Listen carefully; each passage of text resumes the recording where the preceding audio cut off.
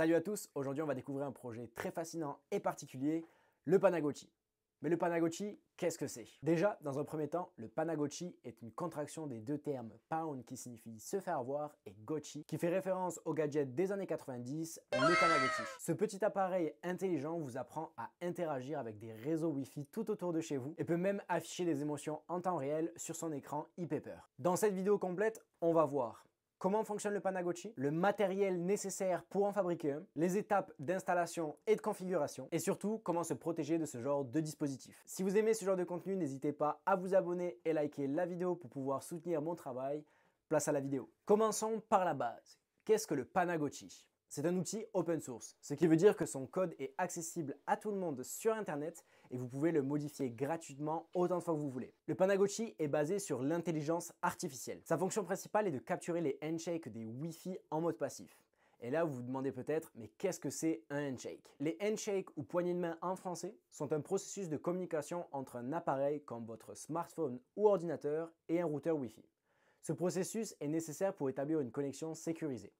Le Panagochi, lui, écoute ces échanges pour les capturer et les analyser. En gros, il scanne les réseaux environnants et essaye d'identifier des failles de sécurité sur ces Wi-Fi. Et là, vous vous demandez peut-être, mais pourquoi faire cela? Le but premier, c'est éducatif. Beaucoup de chercheurs en cybersécurité, d'administrateurs réseau ou même d'étudiants utilisent ce projet pour mieux comprendre comment sécuriser des Wi-Fi environnants ou même pour cartographier des réseaux qui les entourent. C'est aussi une manière ludique d'apprendre, car le Panagochi avec son écran e-paper affiche plusieurs expressions comme s'il avait une personnalité. Il peut être content, il peut être fâché, il peut être triste ou même fatigué, mais ça on le verra un petit peu plus tard. Maintenant que vous savez ce que c'est un Panagochi, on va apprendre à en fabriquer un. Vous en faites pas, ça va pas coûter une fortune. Moi ce que je vous conseille de faire, c'est d'acheter tous les composants sur AliExpress. Malgré le fait que le délai de livraison peut être long, au moins vous n'allez pas payer le plein prix pour des pièces qui valent pas grand chose. Voilà, c'était la petite astuce. Donc pour commencer, qu'est-ce que vous avez besoin? Un Raspberry Pi 0W, c'est le cœur de votre Panagochi. Ce petit ordinateur coûte environ 20 € et est parfait pour ce type de projet grâce à sa taille compacte et sa connectivité Wi-Fi intégrée. Ensuite, un écran e-paper. Cet écran est utilisé pour afficher les informations en temps réel et donner un charme unique au Panagochi avec ses expressions. On peut le trouver pour environ 10 à 15 € sur internet. Une carte SD d'au moins 8 GB, c'est ici que le système d'exploitation et les données de votre Panagochi seront stockées. Moi je vous conseille de privilégier une carte SD de bonne qualité pour éviter les problèmes de performance. Une batterie portable pour rendre votre Panagochi autonome. Moi je vous conseille quand même d'avoir une bonne petite batterie pour pouvoir prolonger la durée de vie de votre Panagochi. Optionnel, un dongle Wi-Fi puissant. Donc ça c'est vraiment pour capturer des réseaux qui sont éloignés ou si vous êtes dans une zone où il n'y a pas beaucoup de réseaux et que les signaux sont pas très bons, mais c'est vraiment un optionnel. En tout, ça varie entre 50 et 70 € dépendamment les sites que vous choisissez. Mais comme je l'ai dit au tout début, je vous conseille très fortement de les acheter sur AliExpress, au moins ça ne va pas vous coûter une blinde. Passons maintenant au téléchargement et à la configuration du Panagochi. Si jamais les liens vont être en description pour vous faciliter la tâche, vous pouvez me remercier en mettant un petit like. Donc la première chose à faire est de télécharger le fichier d'image du Panagochi. Rendez-vous sur le GitHub officiel du projet. Sur la page principale, vous trouverez une section Release. Cliquez dessus et téléchargez le fichier d'image correspondant à la dernière version stable. Ce fichier est la base qui permettra de créer votre Panagochi.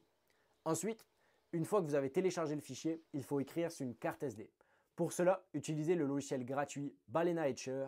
Voici les étapes. Insérez votre carte SD dans votre ordinateur à l'aide d'un adaptateur. Ouvrez Balena Etcher, sélectionnez le fichier d'image du Panagochi que vous venez de télécharger. Choisissez votre carte SD comme périphérique de destination. Cliquez sur Flash et attendez que le processus se termine. Une fois le flashage terminé, retirez la carte en toute sécurité et insérez-la dans votre Raspberry Pi 0. Maintenant que l'installation de l'OS est terminée, passons à la configuration. Maintenant que l'image est installée, passons à la configuration. Pour cela, ouvrez la carte SD sur votre ordinateur et créez un fichier nommé config.toml. C'est super important. Ce fichier est le cerveau de votre Panagochi. C'est ici que vous allez personnaliser son comportement. Je vais vous expliquer les réglages de base. Pour les configs initiales, vous pouvez copier-coller directement le bout de code disponible sur la page officielle du Panagochi. Comme vous pouvez le voir, vous pouvez whitelister des Wi-Fi, ce qui veut dire que le Panagochi ne va pas essayer de s'y connecter. Aussi, vous pouvez changer son nom en changeant ce qu'il y a entre les guillemets sur la ligne main.name. Par défaut, c'est Panagochi. Et vous pouvez mettre ce que vous voulez. Ensuite, vous avez terminé avec les configurations de base. Il est super important de sauvegarder le fichier avec le nom config.toml, sinon ça ne fonctionnera pas. Optimisation pour l'autonomie. Si vous utilisez une batterie portable, peut-être que vous voulez optimiser la batterie de votre batterie externe.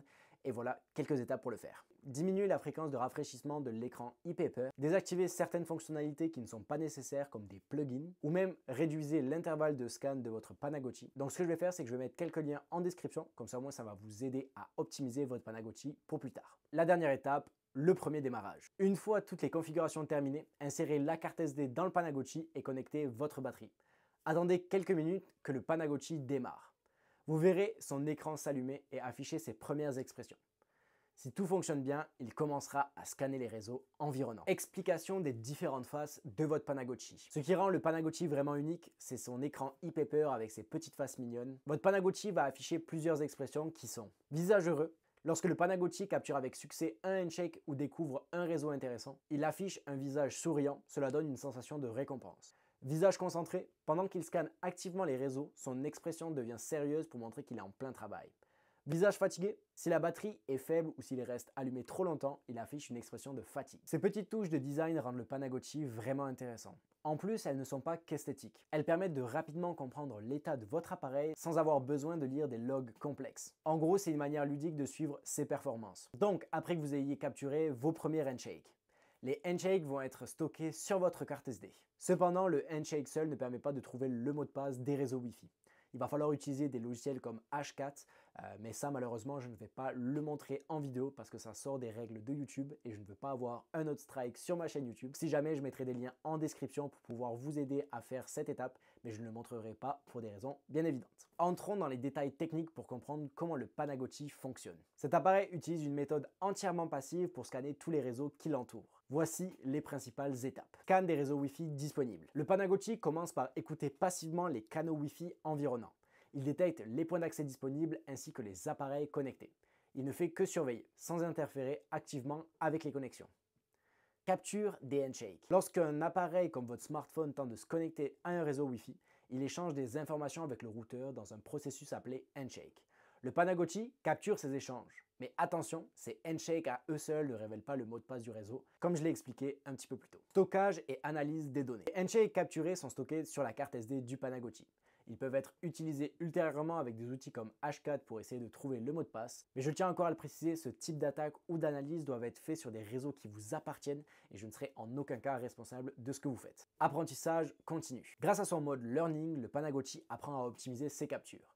Plus vous l'utilisez, plus il deviendra performant en priorisant les réseaux les plus vulnérables ou les plus actifs. Ce processus est entièrement passif et ne perturbe pas les connexions. Cependant, comme je l'ai déjà dit, il va falloir des outils comme Hashcat pour pouvoir craquer les mots de passe grâce au handshake, mais faites-le vraiment sur des réseaux qui vous appartiennent ou que vous avez l'accord du propriétaire pour le faire. Mon objectif premier est de vous montrer comment protéger votre réseau et non pas à pirater ceux des autres. Maintenant que vous savez comment fonctionne un Panagochi, on va apprendre à s'en défendre. Voici quelques conseils pour vous protéger des attaques du Panagochi. Dans un premier temps, mettez à jour votre routeur. Les fabricants de routeurs publient normalement assez régulièrement des correctifs de sécurité pour votre routeur. Donc si vous avez la possibilité de les faire, c'est bien, mais si vous pouvez mettre les mises à jour automatiques, c'est mieux. Activez le chiffrement WPA3. Je vous conseille très fortement d'activer ce protocole-là qui est beaucoup plus sécuritaire que le WPA2. Utilisez des mots de passe robustes. Et oui, parce que comme je vous l'ai expliqué un petit peu plus tôt, le Panagochi, ce qu'il va faire, c'est qu'il va capturer le handshake. Et à la fin, il va falloir quand même essayer de craquer le mot de passe. Donc si vous utilisez un mot de passe robuste, environ 10 à 15 caractères avec des caractères spéciaux, le temps pour craquer un mot de passe va être beaucoup plus long et du coup la tâche va être beaucoup plus compliquée. Donc je vous conseille de mettre des mots de passe très longs. Désactivez la fonctionnalité WPS. Alors oui, c'est une fonctionnalité qui est vraiment intéressante, mais je vous conseille de la désactiver parce que le Panagochi va s'en servir pour capturer le handshake. Et pour finir, surveillez votre réseau. Alors il y a des applications avec votre routeur ou même des applications tierces qui vous permettent de surveiller en temps réel les connexions qui sont faites sur votre routeur ou même les connexions qui ont déjà été faites sur votre routeur. Donc je vous conseille de les télécharger et de surveiller de temps en temps votre routeur ou même mettre des notifications quand vous avez des nouvelles tentatives de connexion ou des connexions qui sont actives sur votre routeur. Donc voilà, c'était les petits conseils pour pouvoir se protéger des attaques du Panagochi. Et voilà, on a fait le tour avec le Panagochi. Si vous avez aimé ce genre de vidéo, n'hésitez pas à vous abonner et me mettre en commentaire si vous avez des questions ou autres. On est de plus en plus nombreux et je vous remercie pour ça. Sinon, nous, on se retrouve pour une prochaine vidéo. C'était Loïc.